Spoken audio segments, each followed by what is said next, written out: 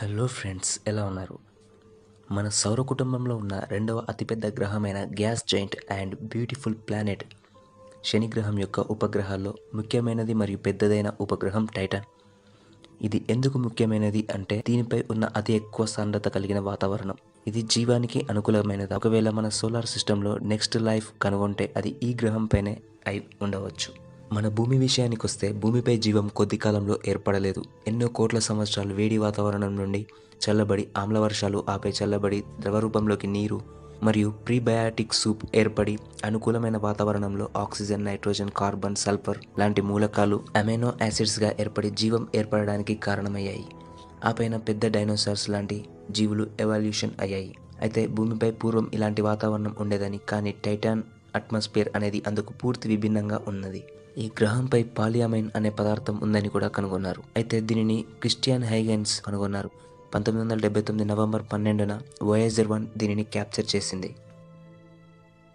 ఈ టైటాన్ అనేది మన సోలార్ సిస్టంలోనే అతిపెద్ద ఉపగ్రహమైన జూపిటర్ యొక్క ఉపగ్రహం గనిమెడ్ కంటే కొంచెం చిన్నగా ఉంటుంది. మెర్క్యూరీ కంటే సైజులో పెద్దది, కానీ మెర్క్యూరీ కంటే ద్రవ్యరాశిలో సగం ఉంటుంది. ఈ గ్రహం మొత్తం 5 లేయర్స్గా ఉంటుంది. కోర్ వద్ద 2500 మైల్స్ మందమైన పొర, సిలికేట్స్ మరియు మెటల్స్తో కలిగి ఉంటుంది. మరియు దీని చుట్టూ వాటర్ ఐస్, కాకపోతే ఐస్ 6th అనే మంచు పొర. ఇది ఎక్కువ పీడనం వద్ద మాత్రమే ఏర్పడుతుంది. దీని చుట్టూ సాల్టీ లిక్విడ్ వాటర్, దీనిపై వాటర్ ఐస్ క్రస్ట్ మరియు దీనిపై కర్బన ద్రవాలు కలిగిన ఉపరితలం కలిగి ఉంది.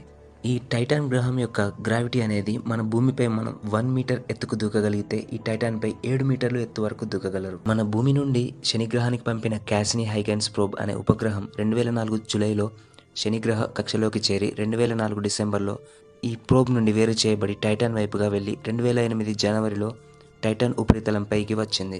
కానీ ఇది పొడి వాతావరణంలోనికి వచ్చింది. అక్కడ చాలా పెద్ద ద్రవాలతో కూడిన సరస్సులు ఉన్నట్టుగా ధృవీకరించింది. టైటాన్ నార్త్ పోల్లో హైడ్రోకార్బన్స్ లాంటి ఈథేన్, మీథేన్లు లిక్విడ్ స్టేట్లో ఉన్న సరస్సులను గుర్తించి నిరూపించింది. దీనిలో అతిపెద్ద ద్రవ మీథేన్ను కలిగి ఉన్న సరస్సుకి క్రాకెన్ అనే పేరు పెట్టారు. ఈ సరస్సు ఉపరితలం నుండి సూర్యరశ్మిని ప్రతిబింబించే పిక్చర్ని క్యాప్చర్ చేసి భూమికి పంపింది. వేరొక గ్రహంలో లిక్విడ్ స్టేట్లో ఉన్న సరస్సులో సూర్యబింబం కనిపించే మొట్టమొదటి చిత్రాన్ని ఇది ఫోటో తీసింది. అయితే ఈ ద్రవాలలో జీవానికి అనుకూలంగా ఉండే వాతావరణమే లేదు. కానీ ఇక్కడ సూర్యరశ్మి తక్కువగా ఉండడం వల్ల చాలా చల్లగా, అంటే -180 డిగ్రీస్ వరకు ఉంటుంది. లిక్విడ్ వాటర్ ఉండే పరిస్థితులు తక్కువ. దానికి బదులుగా లిక్విడ్ మీథేన్, ఈథేన్ మరియు అమోనియా ద్రవాలు ఉంటాయి. మరియు ఇది శనిగ్రహం చుట్టూ టైడల్లీ లాక్డ్గా ఉంటుంది. దీనిపై ఒకరోజు 15 రోజుల 22 గంటలు, మరియు శనిగ్రహం చుట్టూ తిరిగి రావడానికి కూడా అదే సమయం పడుతుంది. దీనిపై పడే వర్షం సాధారణ చినుకుల కంటే పెద్దగా ఉంటాయి, మరియు ఇవి సర్ఫేస్ని చేరాలంటే భూమిపై పడే వర్షపు చినుకుల కంటే 3.6 టైమ్స్ స్లోగా చేరుకుంటాయి. మరియు ఇది ఈథేన్ లేక మీథేన్ వర్షం. ఈ గ్రహం యొక్క వాతావరణం దట్టమైన వాయువును కలిగి ఉంది. దీని ఉపరితలాన్ని చేరాలంటే దాదాపు 900 కిలోమీటర్ల దూరం గల మందమైన వాతావరణాన్ని దాటుకొని వెళ్ళాలి. అయితే ఈ టైటాన్పై సిలికాన్ బేస్డ్ లైఫ్ ఉందని భావిస్తున్నారు. ఇది ఎంతవరకు నిజం అనేది ఒక ప్రశ్న. కానీ సిలికాన్ కూడా కార్బన్ ఫ్యామిలీయే. కార్బన్కి క్యాటనేషన్ సామర్థ్యం చాలా ఎక్కువ, కావున ఇది ఇతర మూలకాలతో ఈజీగా బంధాన్ని ఏర్పరచుకొని సమ్మేళనాలను ఏర్పరుస్తుంది. ఇది జీవానికి దారితీసే అవకాశం ఉంటుంది, కానీ దీనికి వాటర్ మరియు ఆక్సిజన్ అవసరం. ఈ గ్రహంలో ఇది చాలా తక్కువగా ఉన్నాయి, మరియు వాటర్ కూడా లిక్విడ్ స్టేట్లో లేదు. కానీ సిలికాన్ అనేది ఆక్సిజన్తో ఏర్పరిచే బంధం అనేది స్ట్రాంగ్గా ఉంటుంది. ఇది బ్రేక్ అవ్వదు. ఈ విధంగా ఫామ్ అయిన సమ్మేళనం కర్బన పదార్థాల వలె క్యాటనేషన్ సామర్థ్యాన్ని కలిగి ఉండదు. ఇదే కార్బన్కి సిలికాన్కి తేడా. సో సిలికాన్ లైఫ్కి పాసిబుల్ అనేది లేదు. అలాగే కార్బన్ బేస్డ్ లైఫ్కి కూడా ఛాన్స్ చాలా తక్కువ. అయితే ఇక్కడి ఉపరితల లోపలి భాగంలో ఐస్ వాటర్లో ఏదైనా మైక్రో ఆర్గానిజమ్స్ సర్వైవ్ అవ్వడానికి ఛాన్స్ ఉందని భావిస్తున్నారు. దీని వాతావరణంలో ఒక అరుదైన కర్బన పదార్థమైన C3H2 సైక్లోప్రొపిలిడిన్ అనే ఒక పదార్థాన్ని కనుగొన్నారు. అయితే ఇది కూడా ఒక బిల్డింగ్ బ్లాక్ ఆఫ్ DNA.